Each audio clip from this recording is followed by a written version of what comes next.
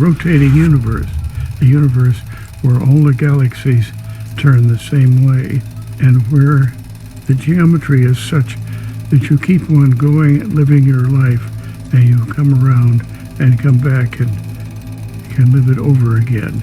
Have you ever had a moment where you felt like you were stuck in a routine, one that you couldn't quite explain, yet it felt like it was dragging you through the same motions over and over again? That overwhelming sense of repetition in daily life is more than just a coincidence. In fact, it could be a sign of something much deeper, a loop, a trap, a cycle that we don't even know we're caught in, the existence loop. You might dismiss it as just life, as part of the hustle, but if you look closely, you'll see that most of us are living in a cycle that we have not been taught how to break. It's not just about the mundane routines we repeat, but about the invisible forces, thoughts and emotions that govern us, keeping us on an endless treadmill of existence. And the scariest part? We're not even aware of it. Think about the story of Sisyphus, the figure from Greek mythology, doomed to push a boulder up a mountain only for it to roll back down every time he reaches the top. No matter how hard he tried, no matter how long he persevered, he could never escape his task. His endless struggle mirrors the loop many of us find ourselves in. No matter how hard we work or how far we go, we end up back at square one, feeling as if we're stuck in an eternal return. But here's the real question. What if this cycle isn't just about daily routines or the idea of personal failure? What if this loop is far bigger and more insidious than we could have ever imagined? What if, instead of just being part of the system, we are trapped in it, woven into a fabric of existence that keeps us going around in circles? The first step in understanding how we're trapped is to acknowledge that we are trapped. The world doesn't teach us this. Our society keeps us busy, hustling for success, measuring our worth by our possessions, or seeking validation in fleeting moments of happiness. All of these things are distractions, subtle but effective tools keeping us in the loop, making us think that as long as we're moving, we're doing okay. But are we? In the teachings of Buddha, there's the concept of samsara, the cycle of birth, death, and rebirth. This isn't just about the afterlife. It's about the way we live. Samsara refers to the continuous cycle of suffering caused by attachment, craving, and ignorance. We desire more, chase after things we think will bring us fulfillment, and when we get them, we feel satisfied for a moment, only to fall back into longing for something else. It's an endless, repetitive loop that keeps us spinning. Similarly, in Hinduism, there's a concept called Maya, the illusion of the material world. We are convinced that what we see and experience is all that there is. But in reality, these material experiences are just an illusion, distracting us from the true, unchanging nature of reality. We are so focused on this illusion that we don't even see the loop we're trapped in, and the deeper we go into the illusion, the harder it becomes to recognize we're living in a never-ending circle. There are even parallels in modern psychology. The self-sabotage we experience in our personal and professional lives when we keep repeating mistakes despite knowing better can be seen as a kind of loop. We try to move forward but always seem to take a step back, even when we know what we should do. Our minds, shaped by years of conditioning, keep us in the cycle, making it feel as if we are prisoners of our own thoughts and behaviors. But just like Sisyphus could never escape his fate without realizing it, we can't escape this loop without first becoming aware of it. Most of us live as if we're the boulder, constantly rolling down the hill of our own lives, trapped in a pattern that we have no control over. Our jobs, our relationships, our self-worth, and even our sense of happiness are defined by a system we were born into, one that tells us what success should look like, what it means to be happy, and what our purpose is. But what if that system is a cage? Look at the nature of time itself. We measure our lives by calendars and clocks, by deadlines and appointments, but does that really capture the essence of life? Are we simply caught in the ticking of a clock, or is there something more? Every day feels like a repeat of the last, a blur of hours that all blend together in one continuous stream. When we wake up tomorrow, will it feel different than today, or will it be just another day in the same loop? The fact that we are even asking ourselves this question reveals how trapped we truly are. The philosopher Albert Einstein once said, "The definition of insanity is doing the same thing over and over again and expecting different results." But it's not just about personal behavior, it's about a collective existence that keeps us stuck in a loop. Society teaches us to measure our success by material wealth, to believe that more is always better, that happiness is something to be achieved rather than realized. We chase after these external markers of success, but we are never satisfied, always feeling like there's more to be done. And with each passing day, we continue to seek without realizing that this search is the very thing keeping us trapped. We are taught to strive and hustle, to reach for what's next, but what happens when we get there? Does it feel as fulfilling as we imagined? Or does the yearning just return, stronger than before? The quest for meaning, for success, for happiness, it's all part of the loop, and the more we chase it, the further away it seems to get. And what about the way we perceive ourselves? We are constantly told who we should be, how we should look, what we should think. All these external pressures feed into the loop, creating a sense of inadequacy, of never being enough. We live to meet other people's expectations, and in doing so, we lose sight of who we really are. This too is a trap, one that keeps us living in a state of fear, always worrying about how we appear to others, never taking the time to reflect on who we truly are underneath it all. So if we are indeed trapped in an existence loop, how do we break free? How do we escape the endless cycle that keeps us bound in the pursuit of things that never bring lasting peace? The answer lies in recognizing the loop for what it is and realizing that the path to freedom is not found in trying to escape the system, but in stepping outside of it. We will explore that in the next part. But first, let's pause and reflect. Do you feel like you're trapped? Or are you just going through the motions, unaware of the cage around you? The invisible bars of the cage. If the first step to breaking free from an existence loop is recognizing that we're trapped, then the second step is understanding how the trap works. Because here's the truth, this isn't just a physical or external cycle. It's not just about the routines we repeat every day, the jobs we go to, the relationships we struggle with, or the goals we chase but never seem to fully reach. Those are only symptoms of something much deeper. The real prison isn't built of stone or steel, it's built of perception. And the scariest part? We are both the prisoner and the guard. Think about a goldfish in a bowl. It swims in circles, never questioning the limits of its world because the glass is invisible to it. To the fish, the bowl is the only reality. It doesn't know about the ocean.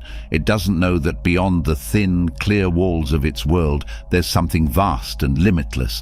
The fish doesn't escape because it doesn't even realize it's trapped. Now, here's the uncomfortable question. What if we're the fish? What if our beliefs, our emotions, our very identities are the glass walls of our own existence loop? We live inside them, convinced that what we see and experience is the full extent of reality. But in truth, we are confined within an invisible structure, one we mistake for freedom. This isn't just a metaphor. Across different philosophies and spiritual traditions, this idea appears again and again.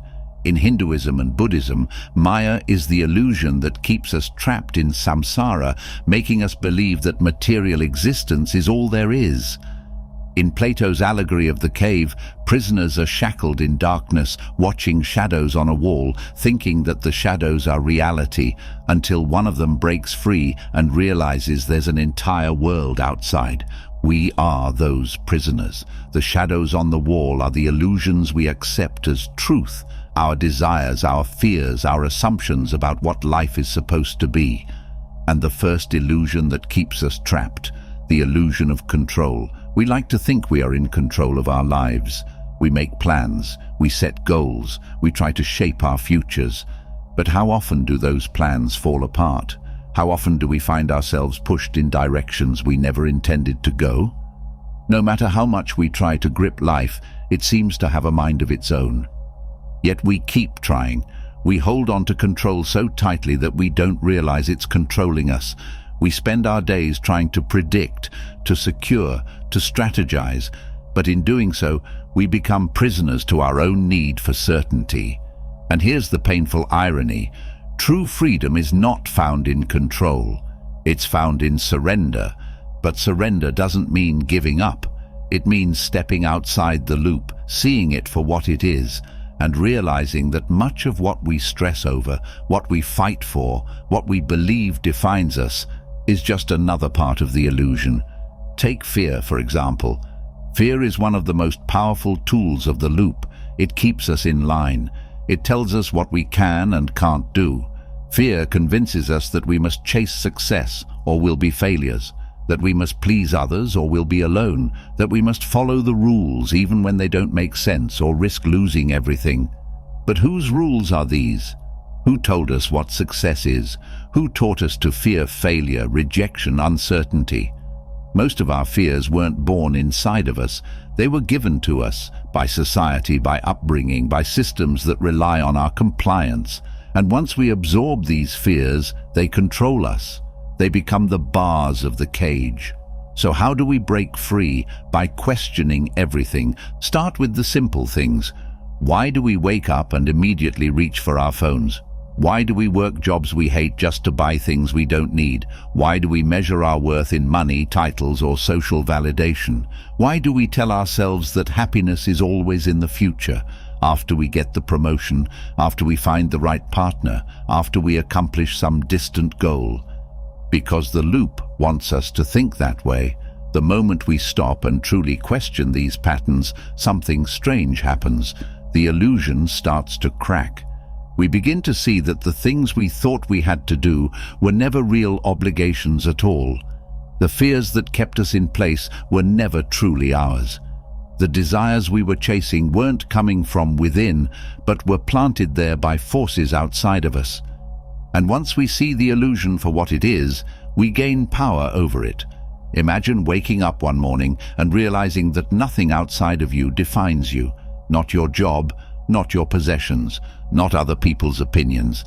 Imagine realizing that you don't have to play the game anymore. You don't have to run the race. You don't have to prove anything to anyone. That's the first real taste of freedom. But here's the thing. Freedom isn't comfortable. In the allegory of the cave, the prisoner who escapes and sees the real world doesn't feel joy at first. He feels pain. His eyes hurt because they're not used to the light. He struggles to make sense of reality because it's so different from what he's always known. And if he were to return to the cave and try to tell the others, they wouldn't believe him. They might even call him crazy. This is what happens when we start breaking free from the loop. At first, it's disorienting. We feel lost. The familiar structures of our lives, our routines, our goals, our desires start to lose their grip, and it's terrifying. We might even try to cling to them again because even though they were a trap, they were comfortable. But if we resist the urge to retreat, if we sit in that discomfort long enough, something incredible happens. We start to feel light. We start to see through the illusions that once held us captive. We begin to understand that life isn't about running in circles, chasing things that never truly satisfy. It's about waking up. And that's when the real journey begins. Because breaking free from the loop isn't just about seeing the cage, it's about learning how to step outside of it, fully and completely. But what does true freedom look like? What happens when we finally let go of the illusion? What's waiting for us beyond the loop? The architects of the illusion. If you've truly let yourself question the patterns of your life, the routines, the beliefs, the fears, you might have felt something unsettling. A sense that what you once accepted as reality isn't as solid as it seemed. Maybe you've caught glimpses of the bars of your cage. Maybe, for the first time, you're considering what exists beyond them. But here's the real question. Who built the cage in the first place? If we are trapped in an existence loop, and if the loop thrives on keeping us blind to its nature, then someone or something must have put it in place. Some say the architects of the illusion are external, powerful systems, institutions, or even unseen forces that shape our reality from the shadows. Others say the architects are internal, our own conditioned minds, our unexamined fears, our relentless need for control. The truth is, it's both. The loop is sustained by an intricate web of external influences and internal agreements, and the only way to break free is to understand who or what is truly running the show. Let's start with the external. Throughout history, nearly every civilization has had one thing in common: systems designed to control perception. Whether through religion, politics, media, or culture, human beings have always been guided by forces that define what is true, what is acceptable, and what is real. But here's what most people don't realize: those systems were never designed to set us free. They were designed to keep us manageable. Think about it. From birth, we are handed a script. We are told what success looks like. We are given rules to follow. We are fed narratives that shape our worldview, and most people never stop to question them. They spend their entire lives chasing goals that were placed in front of them like a carrot on a string. Money, status, approval, believing that fulfillment lies at the end of the chase. But it never does. The loop isn't just about repetition, it's about misdirection. It keeps us so busy running toward illusions that we never stop long enough to ask, who put this path in front of me? Take the story of the elephant and the rope. A baby elephant in captivity is tied to a small rope. It tries to break free, but it's too weak. Over time, it stops trying. Even when it grows into a massive, powerful creature capable of snapping the rope effortlessly, it remains in place. Why? Because it has been conditioned to believe escape is impossible. We are that elephant. We have been trained from an early age to believe in our limitations. We accept constraints that were placed on us long ago, never realizing we have long since outgrown them. And the ones who placed those constraints, the architects of the illusion, have no need to reinforce them anymore. They know we will hold ourselves in place. But let's shift to the internal side of the equation.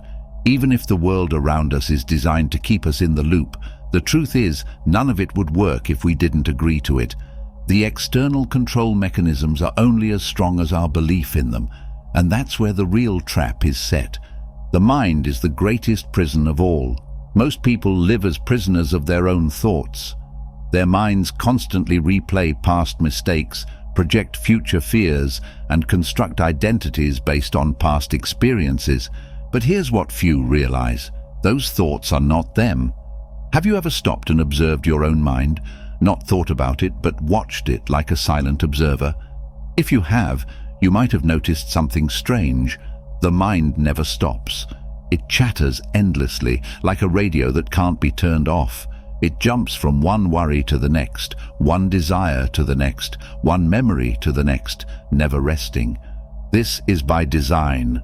A restless mind is an occupied mind. A mind too busy analyzing, planning, regretting, or fearing is a mind that never questions the nature of its own existence.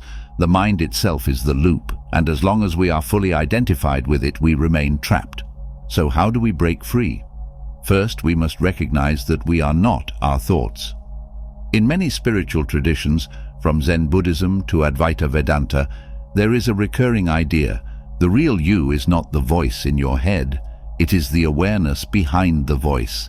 When you watch your thoughts instead of being consumed by them, something shifts. You begin to see that the mental noise is not reality, it is just a program running in the background. Second, we must question our deepest assumptions. If the loop is sustained by belief, then the fastest way to dismantle it is to challenge those beliefs. Not just the obvious ones, like society's definition of success or the fear of failure, but the subtle, hidden beliefs, the ones so ingrained that we mistake them for truth. What if time isn't what we think it is?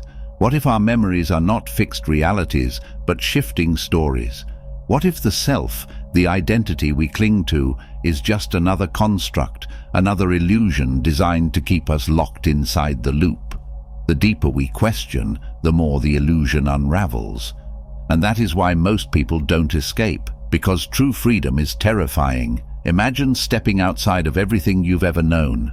Imagine realizing that the structures you relied on, society, identity, even time, were just elaborate illusions.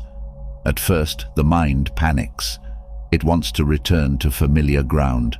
It wants to cling to the loop because the loop is safe. But real liberation comes when we resist that urge.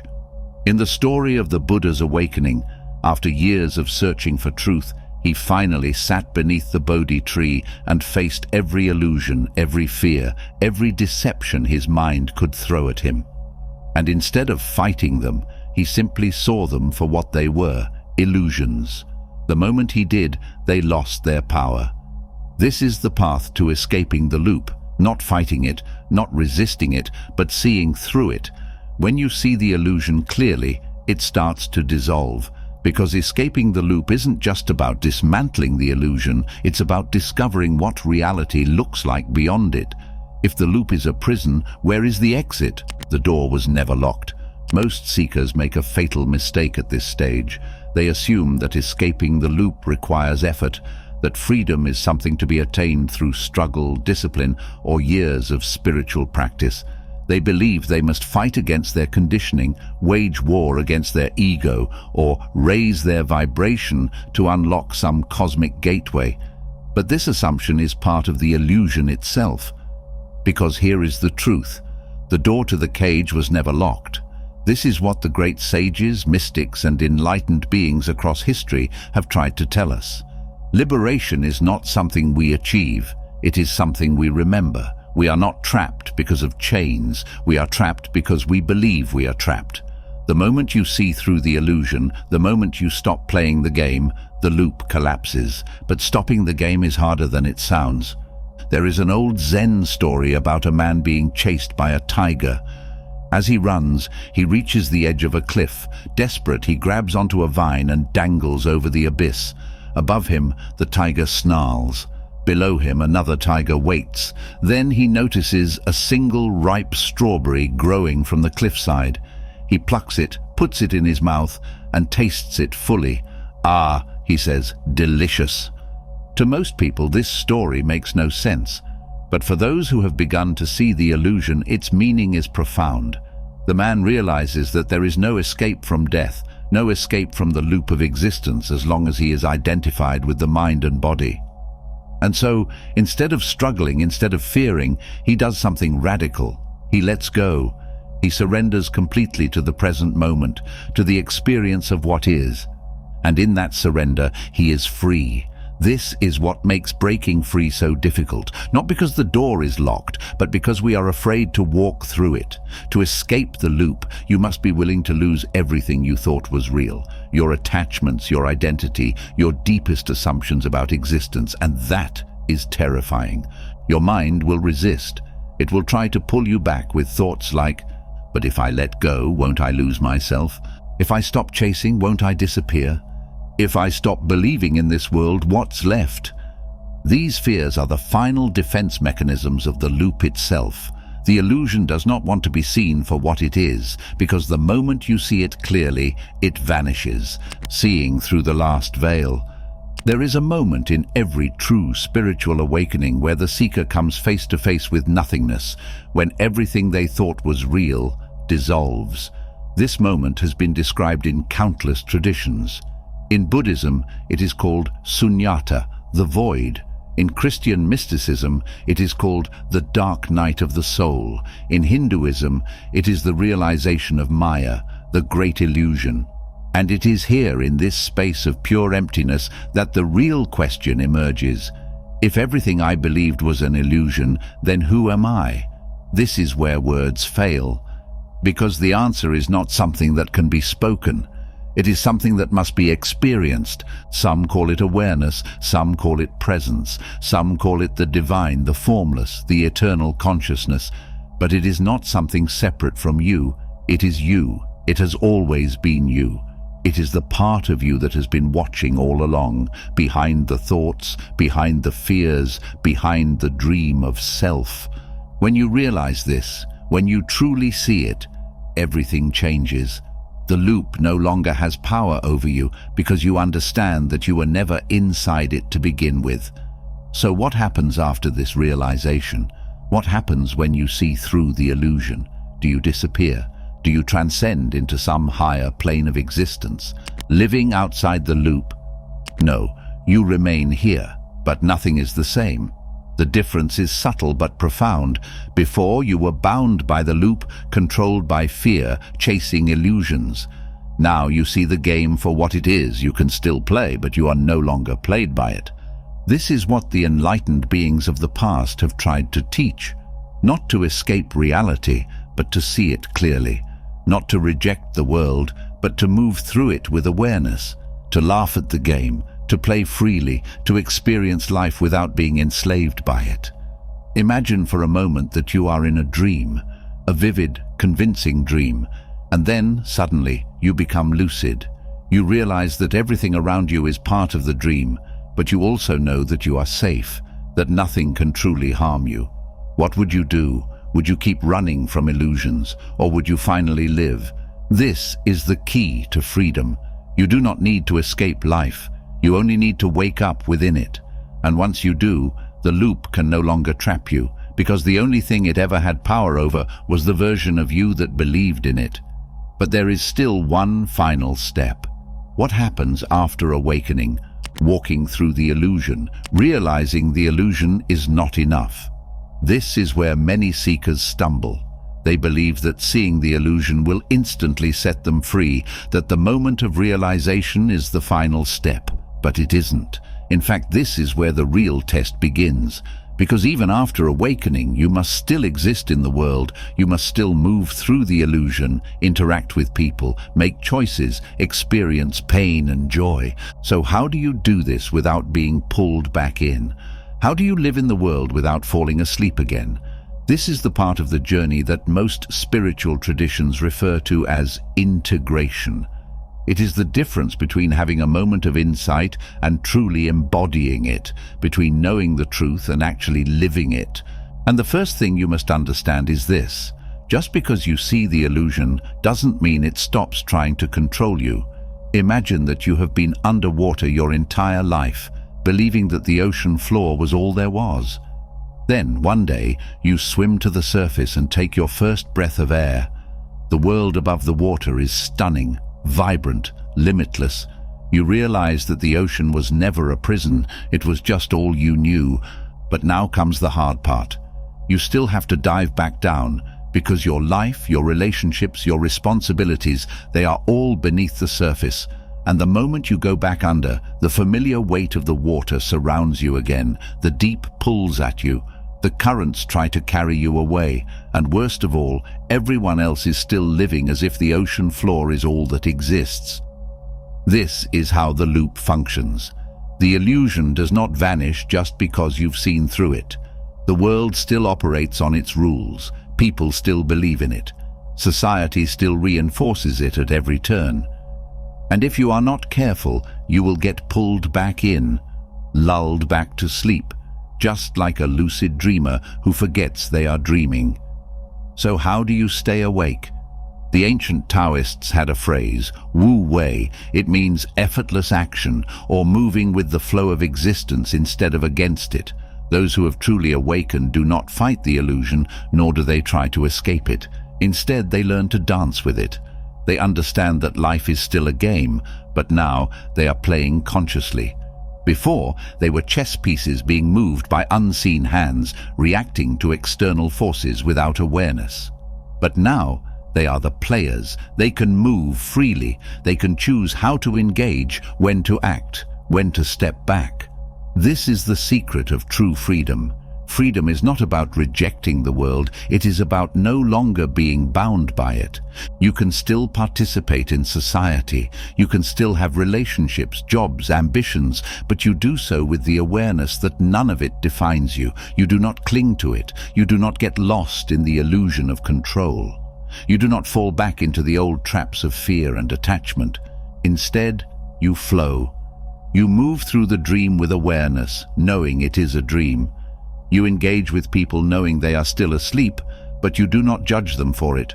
You experience life fully, pain, joy, love, loss, but you do not become these experiences. You remain the observer, the presence behind it all, And because of this, nothing can truly trap you again. Navigating a world that's still asleep. One of the hardest parts of awakening is realizing that most people will not understand. They will not see what you see. They will not feel what you feel. And if you try to explain it to them, they will either dismiss you or misunderstand. Because to those still trapped in the loop, the idea that the loop itself is an illusion is terrifying. It threatens everything they believe in. So, how do you interact with a world that is still dreaming? You must learn the art of compassionate detachment. The Buddha once told a story of a man standing by a river. He saw another man drowning, struggling against the current, gasping for air. Out of instinct, he reached out his hand to save him, but the drowning man, in his panic, began to pull him under as well. This is what happens when you try to awaken others before they are ready. You cannot force someone to see. You cannot make them wake up.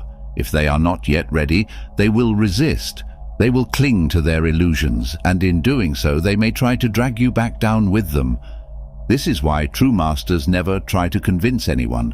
They do not argue. They do not preach. Instead, they simply live their truth. They embody it. And in doing so, they create a presence that others can feel. A presence that naturally draws those who are ready.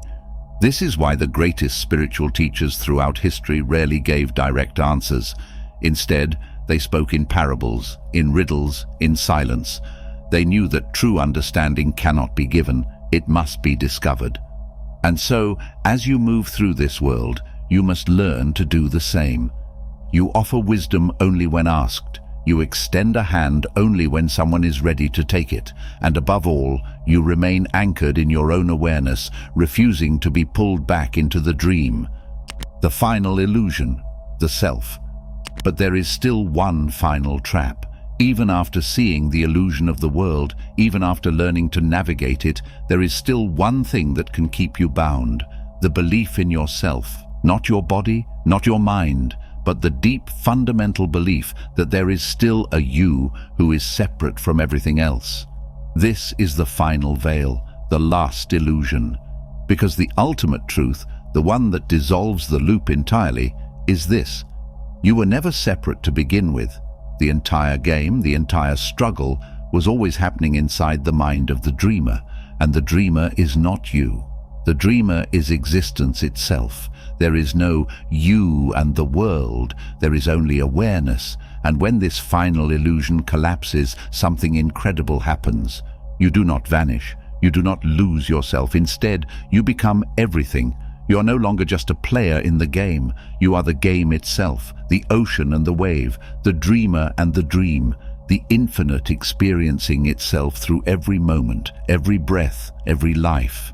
This is the final key, the realization that makes all others fall away. The loop was never real. There was never anything to escape. There was only ever this, pure presence, pure being. And once you see this, truly see it, the last chain shatters. But one question remains. Now that you are free, what will you do with your freedom? You have seen through the veil, but what now? The path beyond the loop. This is the paradox of awakening. For so long you have been searching for a way out of the loop, a way to break free from the cycle of existence that seemed to trap you. But now, as the illusion fades, you realize something strange, something you never expected. The loop was never your prison, it was your teacher. There is an old Zen story about a monk who spent years meditating in a cave, searching for enlightenment. One day, as he was deep in meditation, a crow landed on a rock nearby and let out a loud, piercing caw. In that instant, the monk burst into laughter. He had spent his whole life searching for a truth that was always right in front of him. He had been chasing freedom, but he had never actually been bound. The crow's caw was like a slap to his mind. Suddenly, he saw it all, and he laughed. This is the final twist in the journey of awakening. You think you are escaping the loop, but when you finally step beyond it, you realize something profound. There was never a loop to begin with. There was only you, always you, playing a game of forgetting and remembering, hiding and seeking, sleeping and waking, the suffering, the struggles, the lessons. It was all a dream within a dream, a cosmic joke played by the universe upon itself. And now, standing at the edge of everything, you must make a choice. The old self is gone. You are no longer bound by the illusions of the world, the false identities, the fears and desires that once ruled you. You are free. But what does freedom actually mean? Most people assume that enlightenment means disappearing, dissolving into nothingness, leaving the world behind. But this is not true. In fact, the greatest secret of all is that the real journey begins after awakening. Because now you must decide. Do you stay here silent and detached, watching the world like a ghost? Or do you step back into the dream, not as a prisoner, but as a guide? This is why so many spiritual masters return to the world. They do not need to, but they choose to, not to escape suffering, but to help others see through it. Not because they are bound by karma, but because they are bound by love. The Buddha walked back into the world after enlightenment. Jesus returned after 40 days in the desert. Lao Tzu left wisdom for those who would follow. This is the true path, the path of those who wake up but do not turn away, the path of those who move through the illusion with open eyes, knowing it is a dream but loving it all the same, because even though it is all an illusion, it is a beautiful one. So how do you live after the loop? How do you exist in a world that you now know is a dream, living as the dreamer? The answer is simple. You become the dreamer.